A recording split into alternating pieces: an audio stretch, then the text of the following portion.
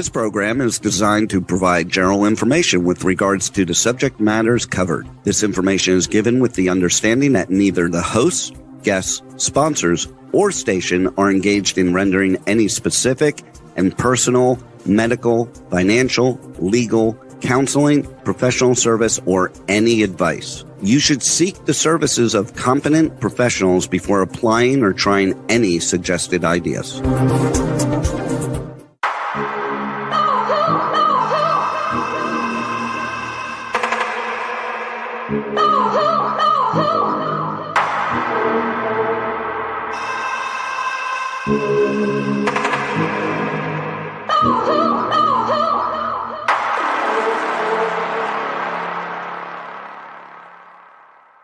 Good morning, truth seekers and true crime junkies. Welcome back to another episode of Hit the Road, Jack, Finding the Zodiac. I'd like to welcome to the show today Harriet Suchet. Good morning. Good morning. And Nolan Del Campo, if you're done with your dog. I'm done. Good morning.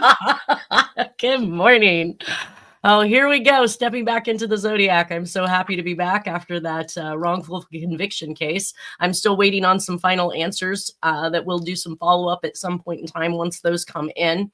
But I'm going to hit right back into the YouTube comments by Miss Vanorak. We started with her last week talking about all the live long day as part of the lyrics of a creepy, stocky song called The Eyes of Texas, which is another Texas relation. I think that Harriet and I, we have studied these communications for so long, and there are many barrels of fun. There's fiddle fart around. There's, can you think of any more of those key phrases that are, one of them was, I think, fiddle fart around was actually originated in Lubbock, Texas, and that's where Jack was born. Yeah. For that reason, yeah. I had a relative who said that too all the time. And they were from the South. They were born in Texas. That's right. Never mind. And what did you say, Nolan? Your ass is a dragon. Your ass. You think that's a Texas reference? It's kind of a western, southwestern type of, Yeah, with the drawl. With the drawl. Your ass is a dragon. Okay. Yeah, and I tattooed that on my leg. Your ass is a dragon. Anyways, Miss Vanorak actually went out of her way in the 2 weeks we were off for the wrongful conviction of Peter Wilson, and had sent me several messages. I did respond to her. I've not heard back from her as well, but I did tell her that I would address these particular comments on the show because I think they're thought-provoking, and I'm always up for additional perceptions and thoughts and theories. So this is a next one, and it says, and this is right up your alley, Harriet. It says, I think the ciphers begin with Black Dahlia, or she was mutilated in such a way as to convey the message that there were ciphers. The cut on her tummy from belly button down to the pubic bone was how cesarean sections were done in those days usually. The horizontal cut used nowadays only came into common use with the advent of bikinis and women wanting their scar hidden on the beach. A Caesar solve is a type of cipher, and I've tried some with the key line being the murder or abduction location and have got some pretty interesting results.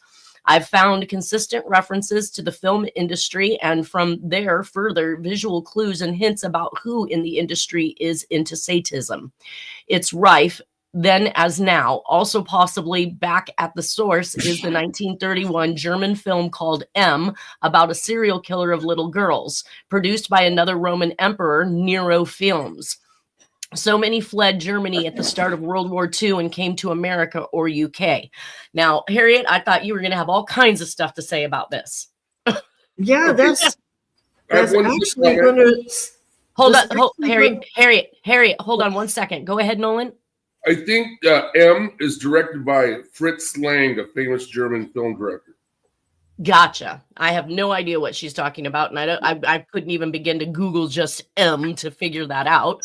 But go ahead, Harriet. Well, what I was going to say, this is actually segueing in a weird way into how the evidence tells the story, and this person is pretty much right.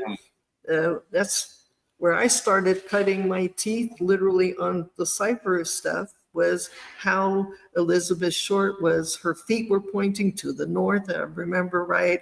Her hands were pointing a certain way. Yes, there was a cut on the belly alluding to a cesarean. I got a solve that says that George Hodel had given her a cesarean and took the baby out a few days prior. Anyways, so this is it. This is the evidence is telling a story, and it is in code. So let me get this straight. It obviously she wasn't known to be pregnant, so she would have been in early stages if she was. And what would their purpose? Because back in the 1940s, it's not like they had DNA and could have tested the fetus. My thought is nowadays that you would take that fetus because you didn't want it to tie back to maybe some corrupt official that got her pregnant and then had her killed because she didn't want it being outed.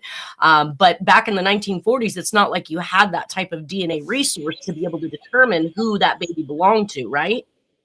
That's I think is true, but if I remember right, and I no longer see him online, sorry, it's George Hodel's son who tried to claim that his father Steve Hodel was the Zodiac. Yeah. He said that there was some testing done in the house, the Snowden house, if I remember the name. But yeah, I believe he acted as a doctor there, right? They found some sense of like a small body was buried there, like a fetus or something, alluding to that.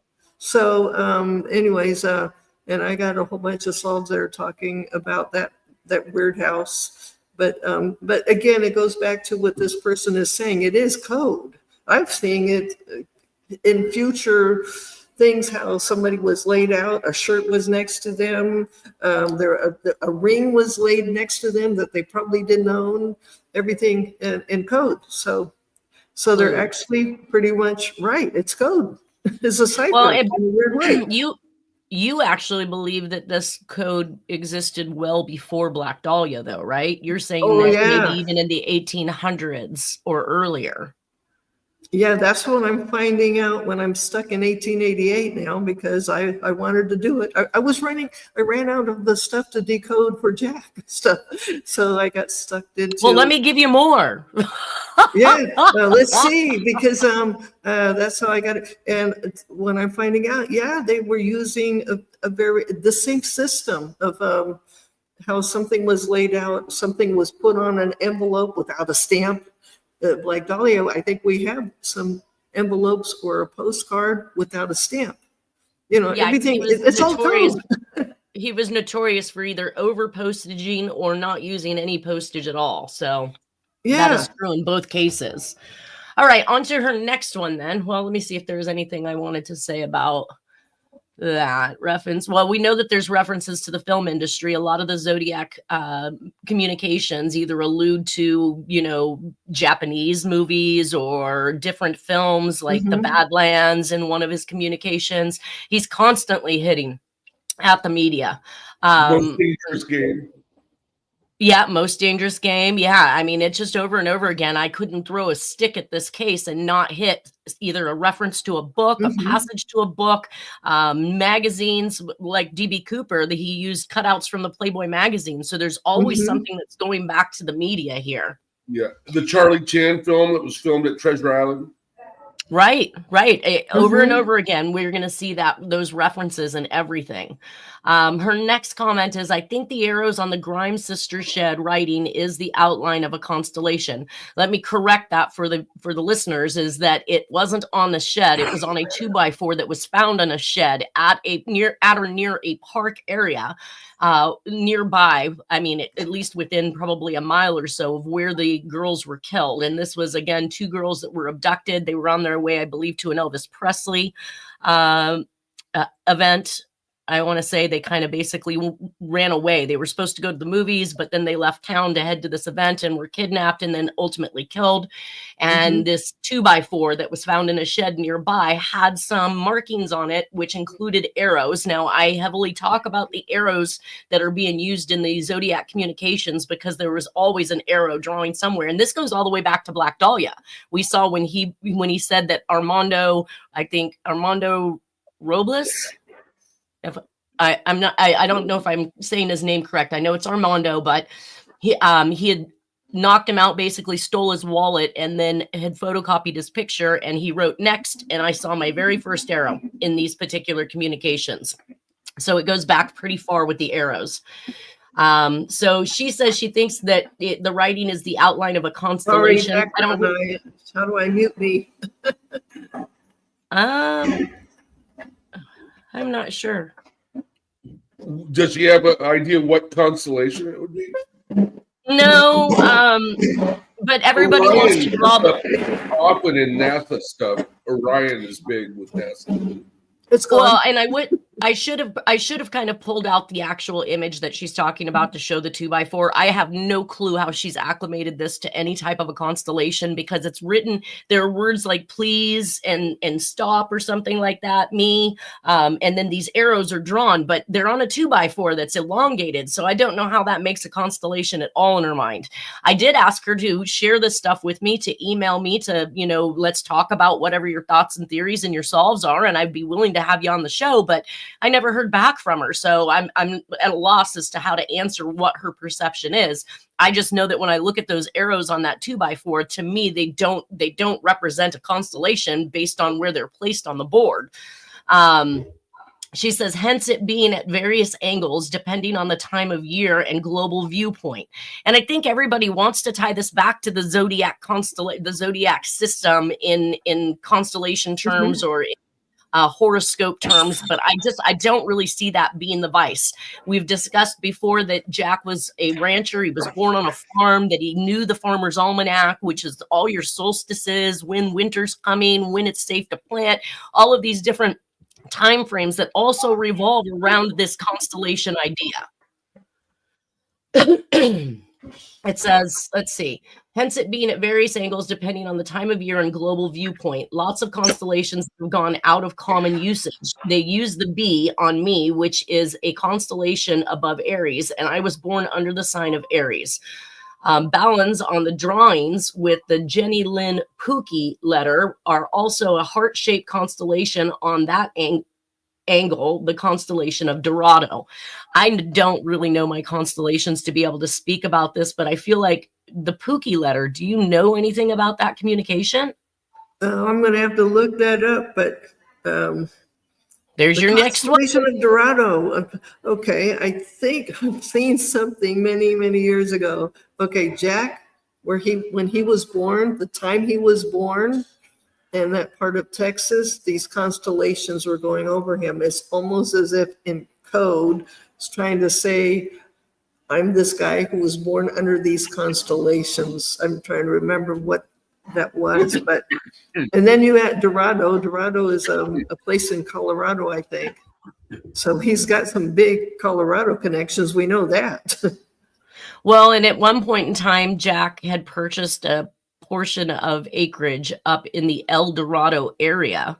Yeah, so that's the only Dorado I know of. But yes, he had property up there, and that's the property in which Dennis actually had them go out with ground imaging and found human bones that they did not test. Mute myself for a moment. Let's see. Okay, we're gonna have some background noise in a few seconds. You don't have to go through all that. You can just do it.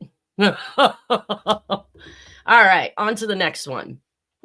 So Miss Vanerack, her next comment is, glad to hear someone else expressing frustration about self-appointed experts controlling, containing, and ultimately stagnating progress.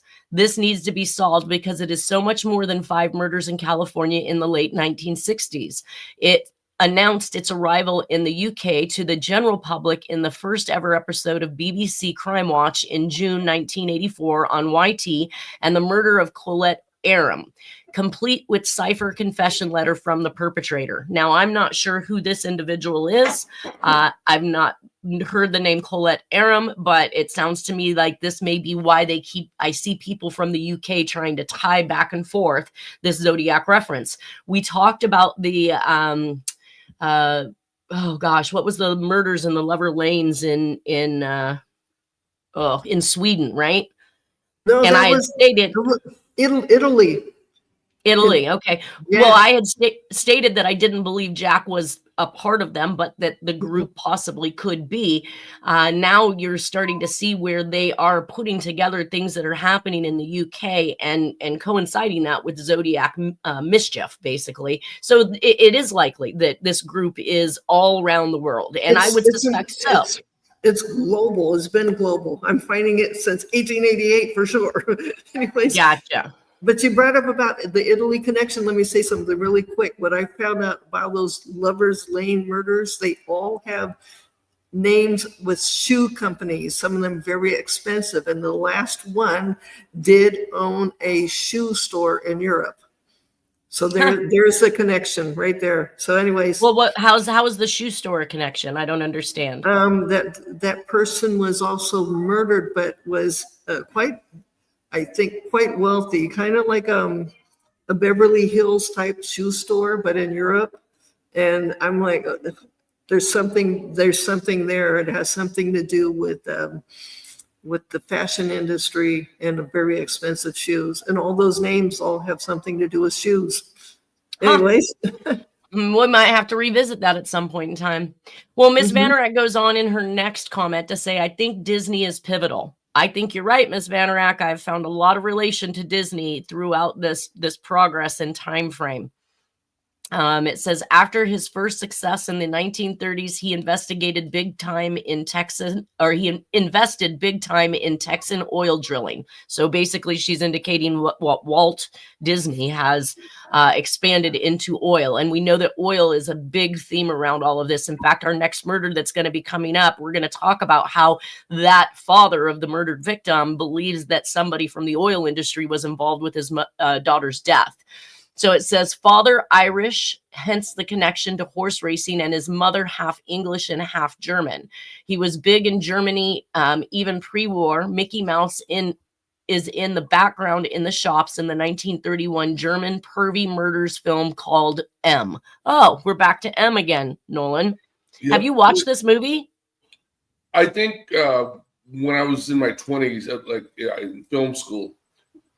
Yeah. Oh, they're saying that Mick. Fritz Lang directed. Peter Lorre stars as the murderer. Well, and she's saying that as early as 1931, Mickey Mouse was seen in the background of that particular flick. Okay. That's interesting. Yeah. Crazy. He says, hence, and of course, hence is always that big word with the JonBenet Ramsey stuff. Hence, I think the latter disputed typewritten list letter from Zodiac signed by Deferrer. I haven't seen this. That letter is absolutely a part of it, and I call it the magic letter because the way the words are arranged on the page sometimes produces images and sometimes show the angle of refraction for invisibility. Keep it thumbnail size and you will see different things on different viewings. The silhouette image top left of the letter could be Mickey Mouse, but the squiggles represent the etchings they put on the glass prisms they use when creating a zone of invisibility. The etched images can be picked up by the camera, even old 35 millimeter. Also, Kallenag, entertainer from Germany whose partner fled to California at the outset of World War II. They specialized in disappearing things on stage, even as big as a car. Betty Lou Jensen and Michael Renault Mageau, LBJ, I'm gonna think that LBJ is Lyndon B. Johnson, like to be called Deferrer in private with his cronies in the White House, apparently. So that is an interesting tie-in. Deferrer? Yeah. What's that? Nothing. You can't joke. You can't. You can't joke and then giggle and then tell me nothing. Like that's keeping an asshole in suspense. I'm just because Elon Musk did a Sieg Heil, and he got a lot of shit for it. Yeah. Oh, I bet he did. Yeah, no. People they call him a Nazi now. Well, interesting that she ties in Betty Lou Jensen and Michael Renault Mageau. I mean, Renault is a vehicle, right? But I'm not quite sure where she's going with this. I have more questions than answers afterwards, but I do believe that, that zone of invisibility that they're talking about, the etched images that can be picked up by the camera on the 35 millimeter. I mean, there's a lot of things in here that really pique my interest, and I'd like to know where she's going with it. Okay, so Renault was Majot's middle name? Mm-hmm. That's what she's indicating. Interesting. Michael Renault Majot. Right? Michael Renault Majot. Is that all French? Yeah, it's a French name. Yeah. Was the Renault car French as well? Yeah, we pronounce it in English Renault, but I believe it's Renault. Renault. Yeah, that makes sense. You go to these different countries, as I found, and they don't use half the letters of the alphabets that's in the words. So I'm like, why are you wasting the time and energy on writing them? If you don't say them, why don't you write them phonically? All right, That so Miss Banner, it wouldn't be French enough. Miss Bannerack goes on to say, the description by Brian Hartnell and Kathleen Johns and Majot, Stein's witnesses of dark curly hair and dark framed glasses versus the deliberately blonde hair and pale framed glasses of the published sketches immediately tells any inquiring mind that you have to wade through bullshit to get to some truths. I do believe that. But I have never seen a description of dark rimmed glasses. I've never seen a description of dark brown hair. It's been reddish brown, reddish blonde, blonde, gray. And I actually did at one point in time put together all the sightings of the Zodiac in one display for one of these podcasts. And you could cross-reference. And of course, I mean, anybody in a state of trauma is going to see what they think they see. And repeating it, sometimes they're not the most reliable source as an eyewitness. But the one that I hold true is the police officer that saw him in the video. I'm going to tend to believe the description that officer gives because A, he was not in the middle of trauma. B, he is trained to do these things, to assess and look at people. So I think that if they're attempting to change this for the purpose of, let's say, who is Tom Voight's favorite? Gaikowski, right? He had the big horn-rimmed, dark framed glasses. If you're looking to change the narrative to fit your suspect, then sure, go for it. But if you look back to one of my podcasts to see all of the different sightings and what they witnessed and they viewed, you're going to find that the information she just gave there for me is, again, it is bullshit. I mean, you have to wade through that to find the truth. And that's why I compiled all those different sightings so that we could make out what part of that was literally the Zodiac they were seeing.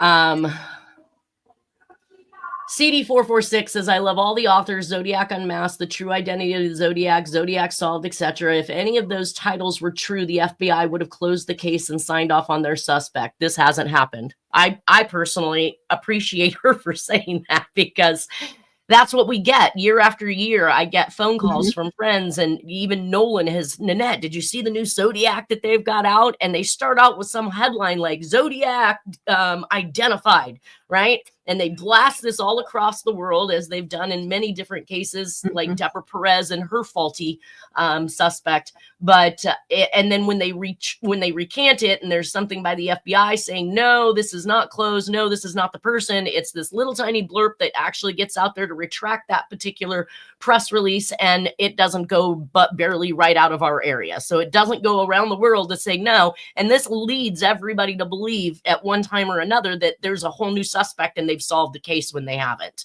If they had, the FBI would close it. They just need this true crime to keep going. It's a moneymaker. Yes, it is. The more movies. Can I say one thing about the description of the curly hair, etc.? Oh yeah. I believe that's the one where there's the unnamed witnesses at Lake Berryessa that had the picture of the person with darker hair, a little bit curly, scraggly looking. That Dennis had said that that's his stepbrother, Denny. They didn't portray that image. They didn't portray that image with curly hair. Dark, yes. Slicked back, yes. But they didn't portray or state curly. All I know is that's the person that I saw when I was 10 or 11-ish. And then when I found out, that's why I said I got to support Dennis. That's the person I saw. What year would you be 10 or 11? 1970, and it was at the bus stop for the 24. And then Dennis, through his website, said, well, they were living on Surrey Street in the neighborhood next to yours. and you would have Right. to take the 24. So Yeah, I they were think definitely in the San Francisco area. Wow. Okay. That's very interesting. Mm-hmm. All right. So Miss Vanorak's next one is the description by Brian Hartnell and Kathleen Johns. Oh, wait a minute. Yeah, you got it. I already read that one. Next one, a student mortar board with a professor's gown arranged over it. I have no idea what that means. Mortar board? Mortar? With a professor's gown arranged over it. I think, I don't know if she's... Is that a movie? I don't know which. I don't know. Again, I ask these questions, I don't get answers. Ezra Cubis said the laughing frenzy reminds me of Dennis's photo of Jack where he labels it becoming Zodiac. Jack seems to have gotten some sort of euphoria while killing. The picture he's talking about is the picture of Jack doing some... Yeah, he looks like the image off of the Halloween card that, arms splayed out, and he has just gone to the neighbor's house and killed the neighbor's dogs, and he comes back and he looks like he is literally just on fire. His eyes are wide, like he's probably on methamphetamines or something like that, because he was known to have made, sold, and dealt with methamphetamines during that time. He was probably high as a kite, and he was euphoric over having killed those dogs. Wow. All right. Right. Bloodlust. Pretty much. And I guess, if that's how you have to get it because you're not capable of running out and killing any person at that point in time, you're going to get it wherever you can. And we have lots of instances of Jack killing family pets and obviously neighbors' pets and things like that. So he just killed. He just killed to kill. Miss Vanorak, 1950s Army Code, ? I found the Aries symbol being used as a capital T in the military forms for Mary Jane Van Glider during the war years. She was applying for civilian work at a military base. Mysterious WV channel, a cluster of crimes in that area and another in Cleveland, Ohio, and something about an airstrip, which I think is about David Ferry and the JFK assassination. Does anybody know what she's talking about? Okay, what was that again? There was an airstrip. Yeah, sort of. It says a cluster of crimes in that area and another in Cleveland, Ohio, and something about an airstrip, which I think is about David Ferry. And then she parentheses JFK assassination. Right. Ferry was involved in the JFK assassination, and he was a pilot. And actually, Lee Harvey Oswald, as a teenager, trained under David Ferry. And Civil Air Patrol, I think. It's for young kids, for like high school age kids.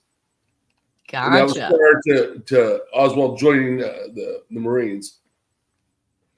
Right. So Ferry knew Oswald. Gotcha. Now, her next one is, I couldn't follow his solution either. And this is in response to Orange Shack's solve with the period 19 cipher solve of the 340. It was a 340, right? Yeah, because the 340. I tried to map out the 340 solve that Orange Shack did, and of course it did not map out in the way he stated. You had to make many manipulations and changes in order to get a clear message, and some words were just flat out inserted or changed altogether. I did not find that it was reproducible by the means that he states that it was done in. So she's saying, Miss Vanorak is saying, I couldn't follow his solution either, and I'm not sure if there is one in the form of a continuous message or sentences. Our minds need to order something into something we can recognize. These ciphers were written before computers, so possibly a computer will not find a solution. What I noticed is that only numbers in the cipher are 9 and 8, and always in that order. 9-8 is the atomic number of californium, and the half shaded boxes could be a reference to half-life of atomic elements. The moon symbol, right? It's all right up there. Yeah. The moon symbols could be a reference to a Peter Moon who was involved in the UK nuclear research program, aka MAUD. I think nuclear tests in Nevada were joint exercises, but also the cipher was published a few years after the first nuclear threat had been averted by JFK, and some backroom boys were not on board, regarding him as a communist sympathizer as a result. They wanted the grand finale, but decades before, some American scientists wanted to test their nuclear capabilities by blowing up the moon. Thankfully, by the time of JFK, they had decided to visit. They decided to visit it instead. Yes, please, to the 1940s Army ciphering system. Publish that. I don't know anything about the 1940s Army ciphering system. Do you? Is that the period 19 that Orange Jack talks about? Yeah. No, but I got a solved that Jack is saying that he gave him the IBM particular computer system that would come up with the solve he came up with. And he's saying in the future, they're going to be saying, we got it, we got it. That three guys he predicted it. So, Yeah. But there was a computer system in the 1940s. It's just like it would fill an entire building, if I remember right. So. Oh yeah, technology is what, at least 50 years in advance of mainstream public. Now it's in this. Yeah. The same system that filled the building is in it. So is she saying that the Warhawks in the United States wanted to blow up the moon? I heard. Because if I remember the joking story, it was because they didn't want the Russians to get there first. So just blow it up. Nobody will get there. I'm going to take my moon and go home. No, why don't you shrink it like Groot?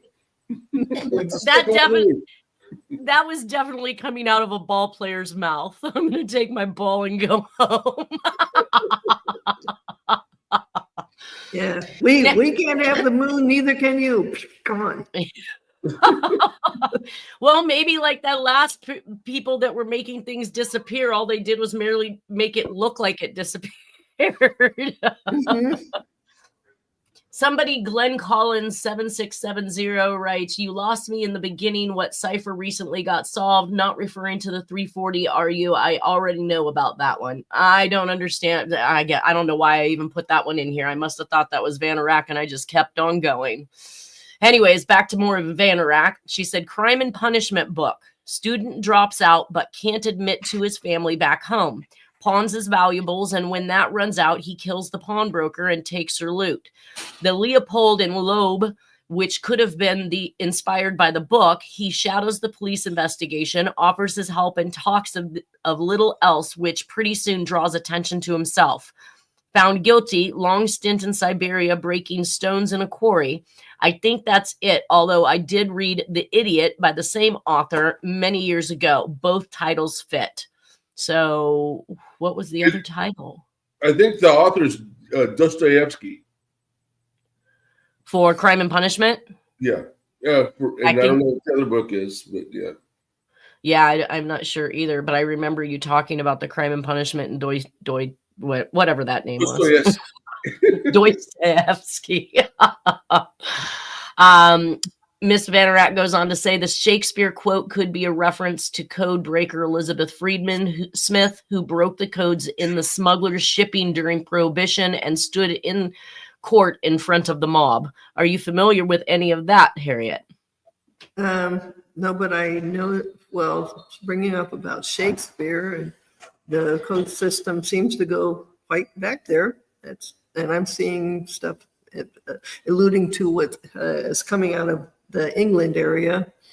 All I know is when I'm seeing whoever this Ms. Venerick is, I'm seeing, how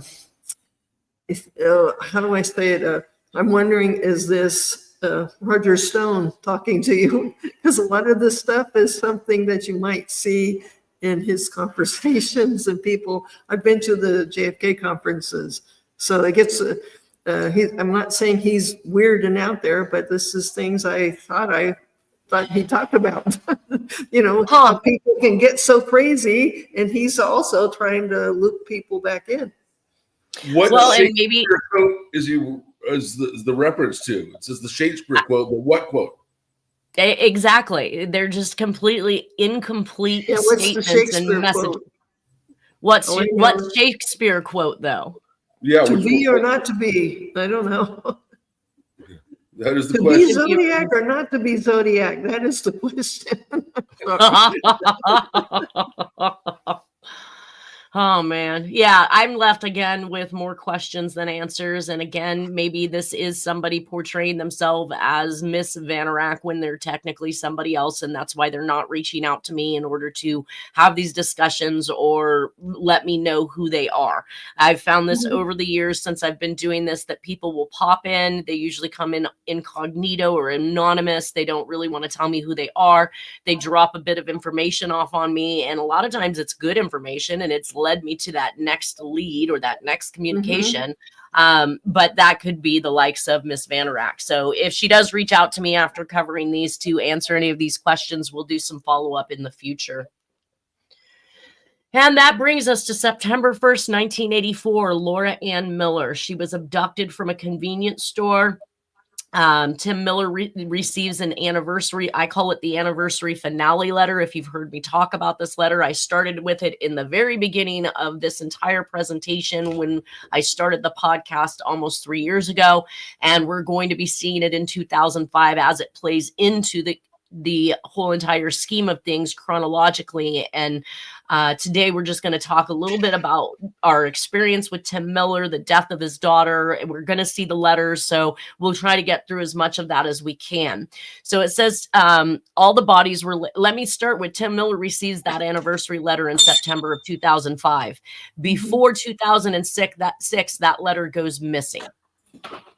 That to me is very scary. So to lose evidence in a major cold case inside of a year is kind of astounding. Then to have it actually pop up on the internet, not in just the original version that Tim Miller had received, but also in a secondary version where it appears as though somebody attempted to trace the cutouts and in writing. So I had two versions, one of which he had never seen before.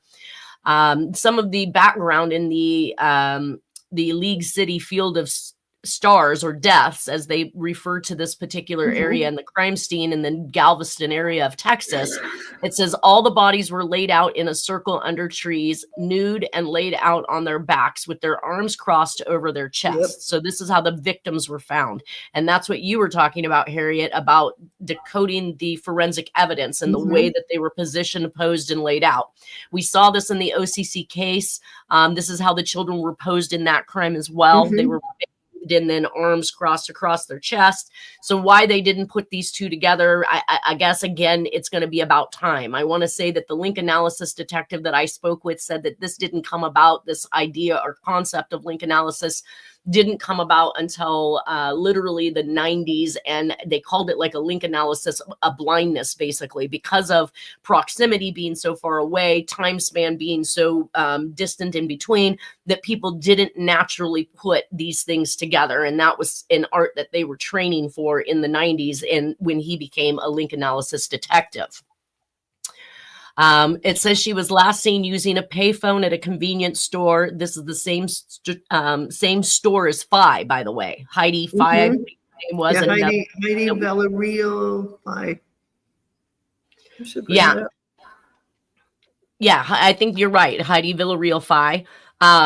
Either way, some of the sightings of the individuals that were, stopping to help people on the road, they stated that they were dressed almost as if they were officers or a security guard. So they were obviously in whatever type of clothing that or suits like a security guard would wear. And we know that during this time frame, Jack was actively acting as a security guard, in fact, for Hewlett Packard. So him having access. So it really just boils down to, when we talk about all this evidence, and Jack fits it so well. He was in the Air Force, had access to air wing walkers shoes that were in the Zodiac cases. During the time of these I-45 murders, is actively a security guard and has access to that type of clothing. The vehicles being similar to the sightings of vehicles in these cases. There's just so many things that link Jack. It's unreal. Let's see. So Jack, I didn't find out until Tim Miller came out to visit us, but Jack actually had friends in the next zip code to Tim Miller that is consistent with the zip code from which the letter is sent in 2005 and was mailed out of Texas. This friend had a daughter named Crystal, and that Crystal eventually ended up being Jack's youngest son, Charles's girlfriend for many years. I don't believe they're still together anymore today, but they were together at the time that Tim Miller came out to visit us. They were still dating at that point in time. So they had been dating for, well, at least probably since the 2005 era till whenever they broke up after 2009 when I got involved with the case. I do have the links to the images from Image Shack in regards to the letter. So the top one is the image of the letter that was actually cut and pasted out of a magazine, just like many of the communications that we've seen. It was written to Tim Miller in 2005 by someone hiding. It says behind the name. Oh, this was sent to me by somebody hiding behind the name Sad Badge via emails in 2010. Yeah, Sad Badge sent these to me. And so the second one is actually website to the I-45 murders, where you will view all of these different victims that we have listed down here that are still currently unsolved murders today. To the right, I have a picture of Laura Ann. Is it Laura Ann? But it almost looks like that says Laura Lynn Miller. Maybe it does say Ann, Laura Ann Miller. Anyways. It's more like Lynn to me, but yeah. Yeah, Laura Lynn. But even the date says 1986. Do I have her in the wrong context? No, that's when they found her remains in 1986. Oh, gotcha. So okay. She's September 10th, 1984, when she was gone. September 1st, 1984. Okay. And then February 2nd, 1986. So almost 2 years, basically, or a little over 2 years, basically, to have found her remains. And of course, I believe that her remains were found on property owned by Abel, correct? I think so, but it's an old Phillips 66 pumping jack station. That's when I got that. That was okay. That helped solve a whole bunch of other I-45 cases. All the evidence there. And whoever placed her there knew how to do this and placed her next to other victims or approximately 20 feet from another victim and was actually telling a horrible story. Well, so and many of these victims that were buried here, they found additional hands and bones of other victims inside the grave. So as if the perpetrator returned to the grave where he buried one body and then dumped off hands from another victim, head here. And in the mob concept of things and trying to prevent an identification from being made, separating the hands and the head would stall that investigation in order to figure out who it was they had there that was dead, which would prolong the ability to actually connect that back to the actual murderer.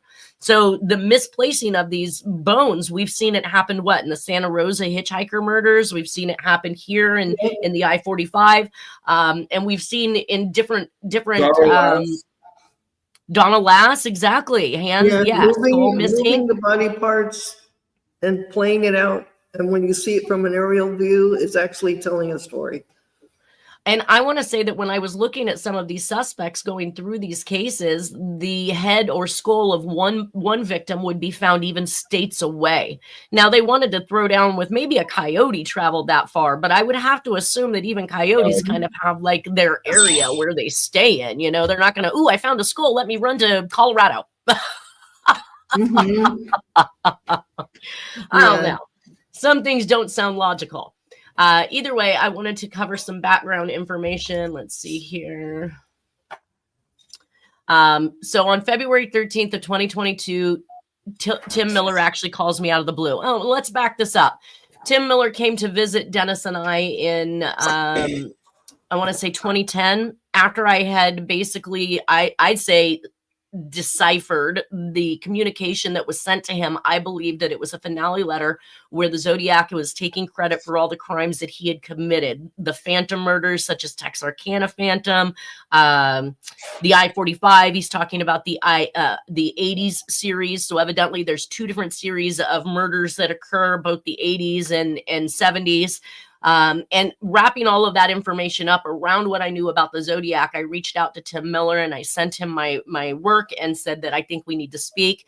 he almost immediately contacted me and then came in with Steph Watts, which was his producer and filmer, while we went through Jack's sheds, or at least they were Dennis's sheds now at this point, but we were going through Jack's stuff that Dennis had been, you know, hauling around with him and storing for many years.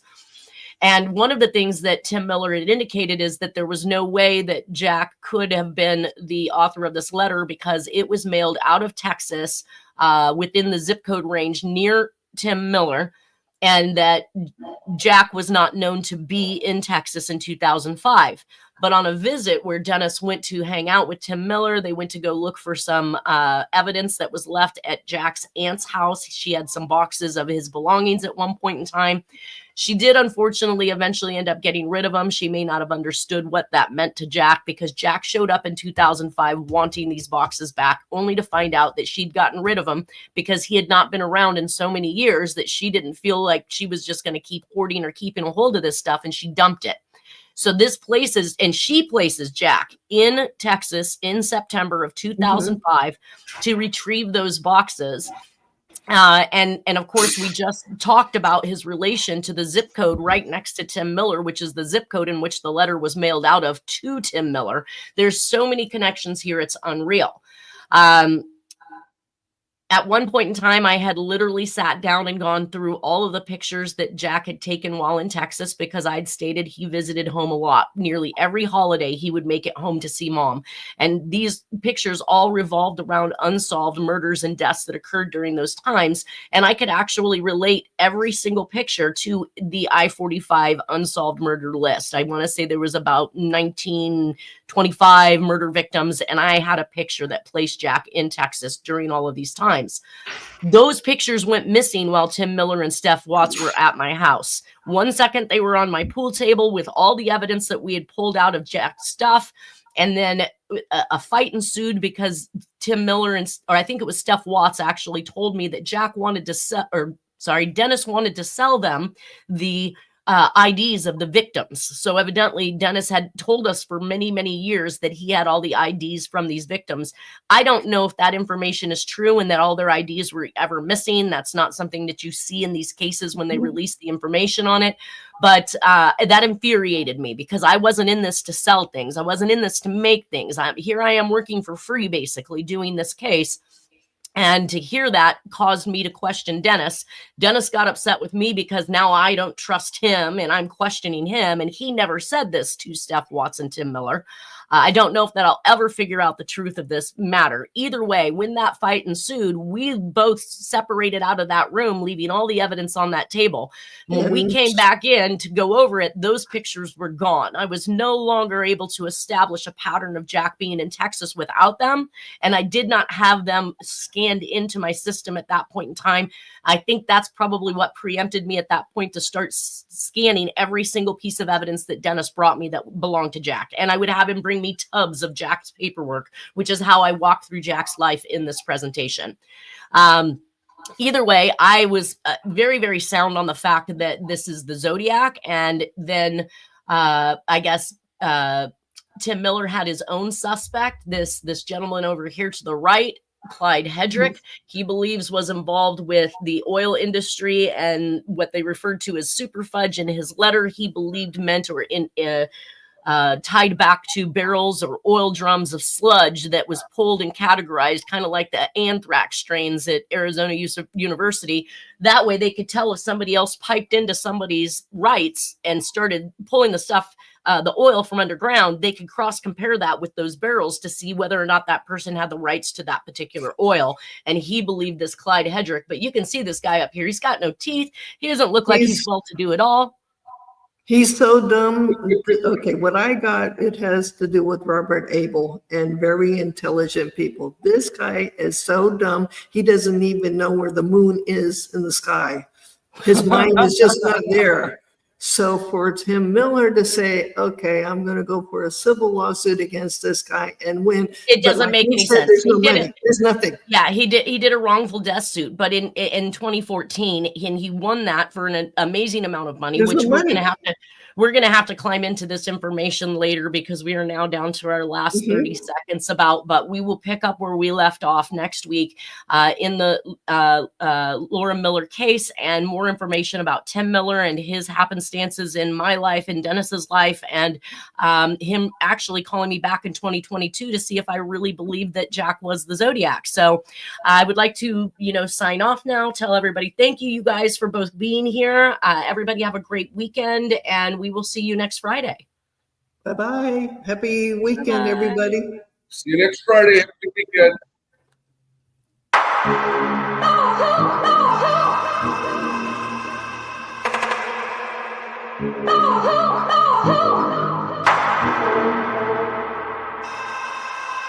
Oh,